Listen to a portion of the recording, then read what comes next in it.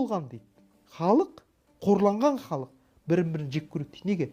Өйткені бірін-бірін көргенде айнадан көргендей өзін көріп тұрады дейді. Құлдық сана деген осы. Иә, сондықтан ұзын сөздің қысқасы, біз қазір құлдықтан құтылу үшін қанымызды тазартатын уақыт келді. Ол үшін отарсыздануымыз керек. Отарсыздану деген? Отарсыздану дегеніміз бірінші.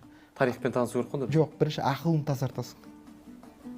Бұрын қазақ мал болған, ақмақ болған, топас болған, дүлей болған, сауатсыз болған деген үздіксіз ақпарат төгілді ғой басыңа. Жалған.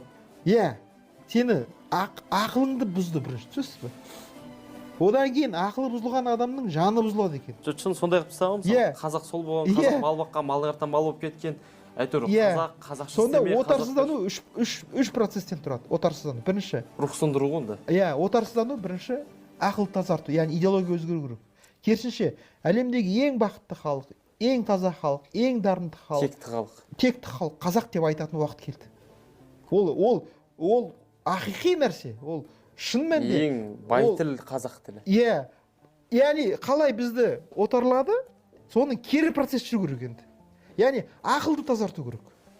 Айтады ғой, ақылын тазарт дейді ғой бірінші. Яғни ақылдың әңгімесі өзгеру керек.